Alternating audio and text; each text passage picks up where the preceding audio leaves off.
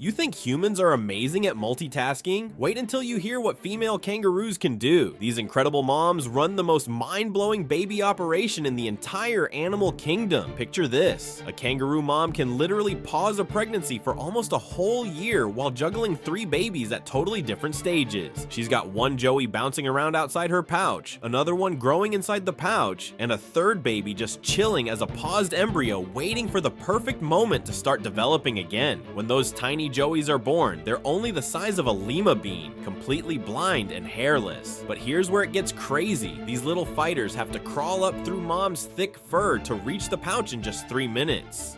3 minutes to survive or die.